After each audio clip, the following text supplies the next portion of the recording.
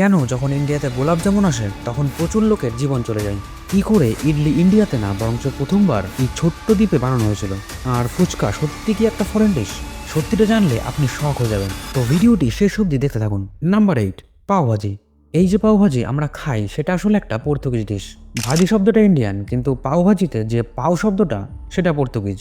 সেখানে একে পাও বলেই জানা হয়। সেখানকার লোকেরা এটাকে ভাজির সঙ্গে খেয়ে থাকেন। সেখানে লড়াই চলাকালীন এই ডিশ প্রচুর পরিমাণে খাওয়া হতো। আর যখন এটা ইন্ডিয়াতে আসে তখন ভারতের লোক এর সাথে আলাদাই মশলা মিশিয়ে দেয়। এতে পেঁয়াজ, রসুন এবং অন্যান্য স্পাইসি জিনিসও মিশিয়ে দেয়, আর এর বোরিং পাওভাজিকে টেস্টি পাওভাজি বানিয়ে দেয়। নাম্বার 7, গোলাপজাম। যখন এটা ইন্ডিয়াতে আসে তখন অনেক লোকের জীবন সংকটে পড়ে যায়। এটার ইন্ডিয়াতে আসার স্টোরি খুবই স্যাড।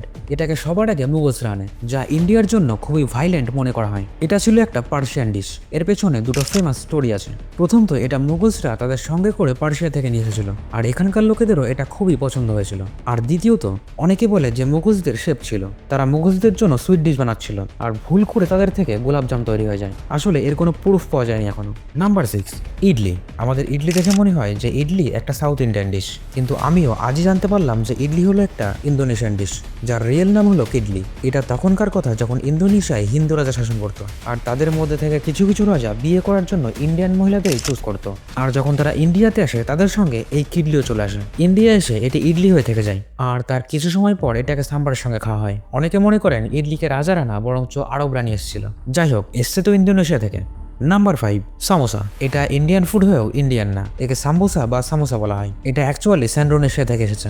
সেখানে সামোসার মধ্যে মিট ভরে খাওয়া হতো। আর 20 সেঞ্চুরিতে যখন এটা ইন্ডিয়াতে আসে তখন বেশিরভাগ লোকই ভেজ খেত। তার জন্য ইন্ডিয়ান লোক এর মধ্যে থেকে মিটকে বের করে দেয় আর আলু ভরে দেয়, আর তখন থেকে শুরু হয়ে যায় সামোসার। আজ আমরা এটিকে ঝালঝাল চাটনির সঙ্গে খুবই মজা করে খাই।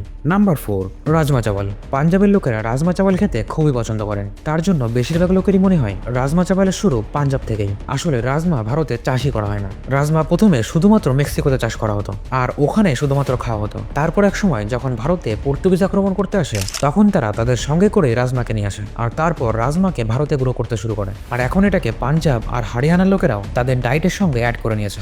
নাম্বার 3, হালুয়া। ভারতে অনেক কিছুই হালুয়া বানানো হয়, কিন্তু এর রিয়েল নাম হাল, যার মানে হলো সুইট। কিন্তু এটা একটু কন্ট্রোভার্সিয়াল, কারণ ভারতে অনেক জায়গাতে জানা যায় যে পার্সিরা যখন ভারতে আসে তার আগে থেকে হালুয়া বলা হতো। হতে পারে একই সময় এটাকে বানানোর কথা শুরু হয়েছিল হয়তো। নাম্বার 2, জিলাপি। জিলাপির আসল নাম হলো জুলাবিয়া বা জালাবিয়া। এটা অ্যাকচুয়ালি ইরানের ডিশ। সেখানে অনুষ্ঠানে এগুলিকে বানানো হতো, আর যখন এটা ভারতে আসলো তখন এটাকে আমরা আমাদের স্টাইলে বানাই। প্রথমে এটা একটু আলাদা হতো, তো বলতেই পারেন যে আজ যে জিলাপি আমরা খাই তাতে ভারতের টুইস্ট আছে।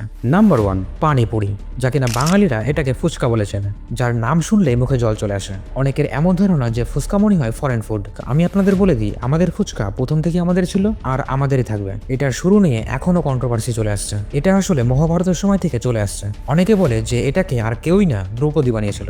এক স্টোরির হিসাবে দ্রৌপদীর একটা টেস্ট নেওয়া হয়েছিল, আর ওই টেস্টে পাস করার জন্য দ্রৌপদী ফুচকা বানায়, আর তারপর এটা তাদের খুবই পছন্দ হয়, আর এটা তখন থেকে এখনো সবার ফেভারিট। তো এই ছিল আজকের ফ্যাক্ট। তো দেখা হবে নতুন ভিডিওতে, ততক্ষণের জন্য বাই।